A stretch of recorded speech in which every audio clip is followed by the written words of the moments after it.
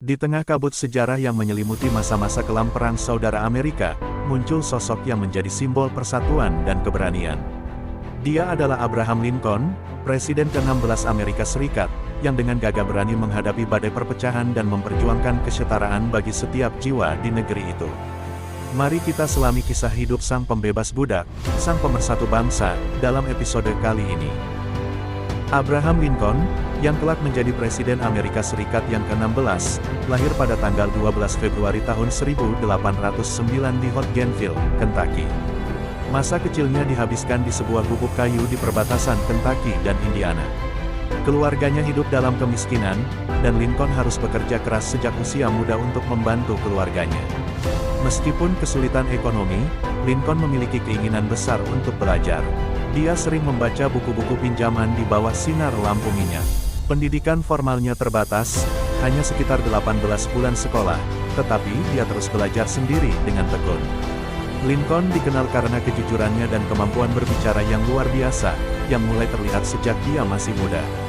Kisah-kisah tentang kejujuran dan integritasnya, seperti kisah terkenal saat dia berjalan jauh hanya untuk mengembalikan beberapa sen kepada pelanggan toko tempat dia bekerja, telah menjadi bagian dari legenda Amerika. Salah satu kisah menarik lainnya tentang kehidupan awal Abraham Lincoln adalah ketika dia menyelamatkan sebuah buku yang sangat berharga dari kerusakan. Ketika Lincoln masih muda, buku sangat langka dan mahal di daerah tempat dia tinggal. Suatu hari, dia meminjam buku Life of Washington dari tetangganya. Setelah membacanya, dia meletakkan buku tersebut di antara celah-celah di dinding gubuk kayu untuk menjaganya tetap kering. Namun, hujan lebat datang dan buku itu basah kuyup. Lincoln bekerja selama beberapa hari untuk membayar kerusakan tersebut dengan melakukan pekerjaan di ladang tetangganya. Kejadian ini menunjukkan betapa pentingnya pendidikan dan pengetahuan bagi Lincoln, serta tekadnya untuk bertanggung jawab atas kesalahannya. Motivasi Abraham Lincoln untuk terus belajar meski dalam kondisi sulit berasal dari keinginannya yang kuat untuk meningkatkan diri dan kehidupannya. Dia percaya bahwa pendidikan adalah kunci untuk mencapai kesuksesan dan status sosial yang lebih baik. Lincoln juga memiliki rasa ingin tahu yang besar dan minat yang mendalam terhadap berbagai topik, termasuk politik, hukum, dan literatur. Selain itu, Lincoln diinspirasi oleh figur-figur sejarah seperti George Washington dan Benjamin Franklin, yang kisah hidupnya menunjukkan bahwa individu dapat mengatasi hambatan dan mencapai hal-hal besar melalui kerja keras dan dedikasi. Keinginan untuk melayani masyarakat dan membuat perbedaan di dunia juga mendorongnya untuk terus belajar dan berkembang sepanjang hidupnya. Masa remaja Abraham Lincoln ditandai dengan kerja keras dan tanggung jawab. Pada usia 17 tahun, dia sudah bekerja untuk mendukung keluarganya, melakukan pekerjaan seperti membelah kayu, membangun pagar, dan bekerja di ladang. Dia juga dikenal karena kekuatan fisiknya yang luar biasa, seringkali memenangkan pertandingan gulat di komunitasnya. Lincoln juga mulai mengembangkan keterampilan berbicara dan debatnya selama masa remaja. Dia sering menghadiri pertemuan di gereja lokal atau di pasar kota, di mana dia mendengarkan dan belajar dari pidato dan debat yang terjadi. Ini membantunya dalam karir politiknya nanti. Meskipun dia memiliki sedikit pendidikan formal, Lincoln terus belajar sendiri. Dia sering meminjam buku dari tetangga-tetangganya dan menghabiskan waktu luangnya untuk membaca dan menulis. Kecintaannya pada pembelajaran dan keinginannya untuk meningkatkan diri tetap menjadi fokus utama selama masa remaja ini. Selama masa remaja, Lincoln juga mengalami beberapa peristiwa penting yang membentuk karakter dan pandangannya. Pada tahun 1828, dia melakukan perjalanan panjang dengan perahu sungai ke New Orleans, yang memberinya pengalaman pertama dengan perbudakan. Pengalaman ini meninggalkan kesan mendalam padanya dan mempengaruhi pandangannya terhadap perbudakan di kemudian hari. Lincoln juga mulai menunjukkan minat dalam hukum dan politik selama masa remaja. Dia sering menghabiskan waktu di kantor pengadilan, mendengarkan kasus dan belajar tentang proses hukum. Ini membantunya membangun dasar pengetahuan yang akan dia gunakan saat memulai karirnya sebagai pengacara. Pada usia 19 tahun, Lincoln bertanggung jawab atas sebuah perahu kargo di Sungai Mississippi, sebuah pekerjaan yang menuntut keberanian dan keterampilan kepemimpinan. Semua pengalaman ini, kerja keras, pendidikan mandiri, dan paparan terhadap berbagai aspek kehidupan, membantu membentuk Lincoln menjadi pemimpin yang dia menjadi nantinya.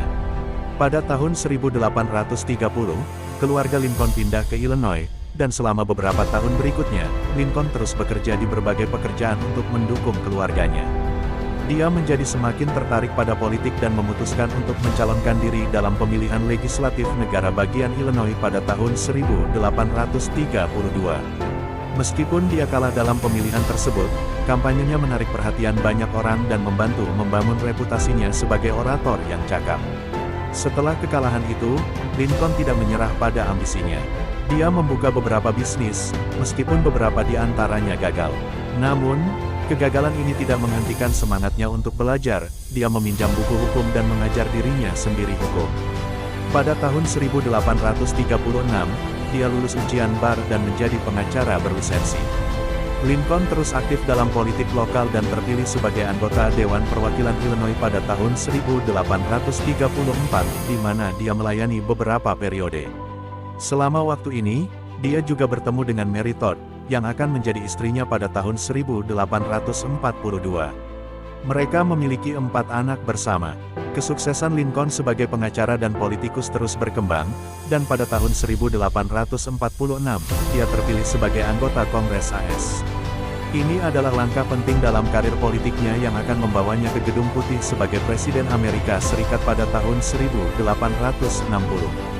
Selama masa jabatannya di Kongres, Lincoln dikenal karena sikapnya yang anti perbudakan.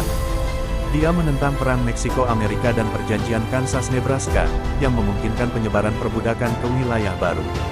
Sikapnya ini tidak populer di antara beberapa pemilih, dan dia memutuskan untuk tidak mencalonkan diri untuk masa jabatan kedua. Setelah meninggalkan Kongres, Lincoln kembali ke Illinois dan melanjutkan praktik hukumnya. Namun, dia tetap terlibat dalam politik dan menjadi tokoh terkemuka dalam Partai Republik yang baru dibentuk, yang menentang perluasan perbudakan. Pada tahun 1858, Lincoln mencalonkan diri sebagai senator AS dari Illinois melawan Stephen A. Douglas. Meskipun dia kalah dalam pemilihan tersebut, debat-debatnya dengan Douglas, yang dikenal sebagai debat Lincoln-Douglas, meningkatkan profil nasionalnya dan menegaskan posisinya sebagai pemimpin anti perbudakan. 2 tahun kemudian, pada tahun 1860, Lincoln terpilih sebagai Presiden Amerika Serikat. Sebagai presiden, Lincoln menghadapi tantangan besar dalam mempertahankan kesatuan negara. Perang saudara meletus tak lama setelah dia menjabat, dan Lincoln berdedikasi untuk memastikan bahwa negara bagian yang memisahkan diri kembali ke Uni. Dia menghadapi kritik keras dari kedua sisi isu perbudakan dan perang, tetapi tetap teguh pada prinsip-prinsipnya. Pada tahun 1863, Lincoln mengeluarkan proklamasi emansipasi, yang menyatakan bahwa semua budak di negara bagian yang memberontak adalah bebas. Meskipun proklamasi ini tidak langsung menghapus perbudakan, itu adalah langkah penting menuju kebebasan bagi jutaan orang Afrika Amerika dan memperkuat tujuan moral perang saudara. Lincoln terpilih kembali pada tahun 1864, tetapi tidak sempat menyelesaikan masa jabatan keduanya. Pada tanggal 14 April tahun 1865, dia ditembak oleh John Wilkes Booth di Teater Ford di Washington, D.C., dan meninggal keesokan harinya. Pembunuhannya mengejutkan bangsa dan dunia. Warisan Lincoln terus hidup melalui tindakan dan kata-katanya yang menginspirasi. Dia diingat sebagai salah satu presiden terbesar Amerika Serikat, seorang pemimpin yang membawa negaranya melalui salah satu masa paling sulit dalam sejarahnya dan berjuang untuk kesetaraan dan keadilan bagi semua warganya. Pembunuhan Abraham Lincoln memiliki dampak yang mendalam pada Amerika Serikat. Bangsa tersebut berduka atas kehilangan pemimpinnya di saat mereka paling membutuhkan kebijaksanaannya untuk menyembuhkan luka-luka perang dan membangun kembali negara yang terpecah. Kematian Lincoln juga menandai perubahan besar dalam kebijakan dan arah politik negara, terutama dalam hal rekonstruksi dan hak-hak sipil. Dalam jangka panjang, kematian Lincoln mempercepat proses ratifikasi amandemen ke-13, yang secara resmi menghapuskan perbudakan di Amerika Serikat. Namun, tanpa kepemimpinan Lincoln, periode rekonstruksi setelah perang menjadi lebih sulit dan konflik. Pidato pelantikan kedua Lincoln sering dianggap sebagai salah satu pidato terbesar dalam sejarah Amerika karena pesan rekonsiliasi dan persatuan yang kuat di tengah-tengah konflik yang memecah belah. Dia menekankan pentingnya bergerak maju dari perang saudara dengan semangat yang tidak dendam dan dengan komitmen untuk memperbaiki bangsa. Dalam hari-hari terakhirnya, Lincoln juga mulai merencanakan proses rekonstruksi untuk menyatukan kembali negara bagian selatan yang telah memisahkan diri dengan negara bagian utara. Dia berharap untuk menciptakan masyarakat yang lebih inklusif dan adil, di mana hak-hak semua warga negara, termasuk orang-orang yang baru dibebaskan dari perbudakan, dihormati dan dilindungi. Sayangnya, Lincoln tidak sempat melihat rencana-rencananya menjadi kenyataan karena pembunuhannya pada tanggal 14 April tahun 1865. Setelah pembunuhan Lincoln, bangsa tersebut berduka dan menghadapi masa ketidakpastian. Wakil Presiden Andrew Johnson mengambil alih jabatan presiden dan menghadapi tugas berat untuk melanjutkan rencana rekonstruksi Lincoln. Namun, pendekatannya terhadap rekonstruksi seringkali bertentangan dengan Kongres dan tidak sepenuhnya mencerminkan visi Lincoln untuk rekonsiliasi dan kesetaraan. Meskipun demikian, ide-ide Lincoln tentang persatuan dan keadilan terus mempengaruhi politik Amerika. Amandemen ke-14 dan ke-15, yang memberikan kewarganegaraan dan hak suara kepada orang-orang yang baru dibebaskan, diadopsi selama periode rekonstruksi sebagai langkah menuju realisasi prinsip-prinsip yang dia perjuangkan. Pesan Lincoln tentang persatuan dan rekonsiliasi juga terus menginspirasi gerakan hak-hak sipil di abad ke-20. Pemimpin seperti Martin Luther King Jr. sering mengutip Lincoln dalam perjuangan mereka untuk kesetaraan rasial dan keadilan sosial. Setelah pembunuhan Abraham Lincoln, terdapat upaya besar untuk mengejar keadilan. John Wilkes Booth, aktor yang menembak Lincoln, melarikan diri setelah kejadian tersebut tetapi dikejar oleh pasukan federal. Dia ditemukan dan ditembak mati pada tanggal 26 April tahun 1865, 12 hari setelah pembunuhan tersebut. Selain Booth, ada beberapa konspirator lain yang terlibat dalam rencana pembunuhan Lincoln. Mereka ditangkap dan diadili oleh pengadilan militer.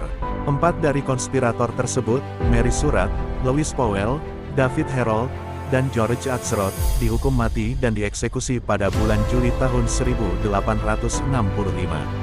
Lainnya menerima hukuman penjara. Pengadilan dan eksekusi konspirator tersebut merupakan salah satu dari beberapa contoh pengadilan militer yang digunakan untuk kasus-kasus sipil di Amerika Serikat. Keputusan untuk menggunakan pengadilan militer dan hukuman yang diberikan kepada konspirator tersebut tetap menjadi topik perdebatan dan analisis sejarah. Reaksi publik terhadap hukuman mati bagi konspirator pembunuhan Abraham Lincoln bervariasi. Banyak orang Amerika pada waktu itu merasa bahwa hukuman tersebut adalah tindakan keadilan yang pantas bagi mereka yang bertanggung jawab atas pembunuhan presiden mereka. Ada perasaan kuat bahwa hukuman tersebut diperlukan untuk menunjukkan keseriusan negara dalam menangani pengkhianatan dan kejahatan terhadap kepala negara. Namun, ada juga yang mengkritik penggunaan pengadilan militer untuk mengadili konspirator sipil dan mempertanyakan legalitas dan keadilan dari proses tersebut. Beberapa orang merasa bahwa konspirator, khususnya Mary Surratt, mungkin tidak mendapatkan pengadilan yang adil. Secara keseluruhan, eksekusi konspirator meningkatkan ketegangan selama periode rekonstruksi yang sudah sulit, dan menimbulkan pertanyaan tentang hak-hak sipil dan proses hukum yang adil. Meskipun demikian, banyak yang melihat hukuman tersebut sebagai penutupan babak tragis dalam sejarah Amerika dan sebagai langkah penting dalam proses penyembuhan bangsa. Media pada masa itu memberikan liputan yang luas terhadap eksekusi konspirator pembunuhan Abraham Lincoln. Surat kabar di seluruh Amerika Serikat melaporkan peristiwa tersebut dengan detail, termasuk persidangan, vonis, dan eksekusi. Liputan ini seringkali sensasional dan penuh emosi, mencerminkan perasaan publik yang kuat terhadap pembunuhan Lincoln. Surat kabar juga memuat editorial dan opini yang mencerminkan pandangan beragam tentang keadilan hukuman mati bagi konspirator. Beberapa surat kabar mendukung hukuman tersebut sebagai tindakan yang diperlukan untuk menghukum pengkhianatan, sementara yang lain mengkritik proses pengadilan dan menyerukan belas kasihan. Ilustrasi dan sketsa dari eksekusi juga dipublikasikan, memberikan gambaran visual dari peristiwa tersebut kepada publik. Pada masa itu, media memainkan peran penting dalam membentuk persepsi publik tentang peristiwa tersebut dan konsekuensi politiknya.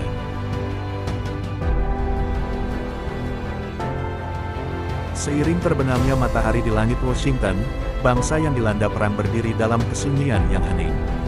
Kehilangan pemimpin mereka, Abraham Lincoln, telah meninggalkan luka yang mendalam di hati rakyat Amerika.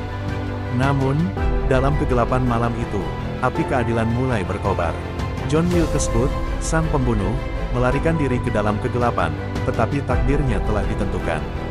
Pasukan federal yang tak kenal lelah mengejarnya, dan akhirnya, dalam pertemuan dramatis di sebuah gudang di Virginia, sejarah menuliskan babak akhir dari tragedi nasional ini. Kembali di ibu kota, konspirator lainnya menghadapi pengadilan yang penuh ketegangan. Dalam ruang sidang yang sesak, suara hakim bergema, mengumumkan vonis yang akan mengguncang fondasi bangsa. 4 nyawa lagi akan dikorbankan di altar keadilan, eksekusi yang akan disaksikan oleh mata publik yang penuh air mata dan amarah. Media saat itu memainkan simfoni berita dan opini, melukiskan narasi yang akan terukir dalam sejarah. Gambar-gambar eksekusi menghiasi halaman depan surat kabar, menjadi saksi bisu atas akhir dari babak kelam dalam perjalanan Amerika. Dan sekarang, kita menutup cerita ini, tidak hanya sebagai pengingat akan masa lalu yang tragis tetapi juga sebagai penghormatan kepada semangat tak terkalahkan dari sebuah bangsa yang terus berjuang untuk keadilan dan persatuan. Ini adalah kisah Abraham Lincoln dan warisan abadi yang dia tinggalkan, sebuah warisan yang akan terus menyala dalam api kebebasan dan demokrasi selama-lamanya. Di tengah-tengah kesedihan dan kehilangan, kita diingatkan bahwa dari abu tragedi dapat muncul harapan baru. Dan meskipun para pahlawan kita mungkin jatuh, cita-cita mereka tetap hidup, membimbing kita melalui badai sejarah menuju fajar yang lebih cerah.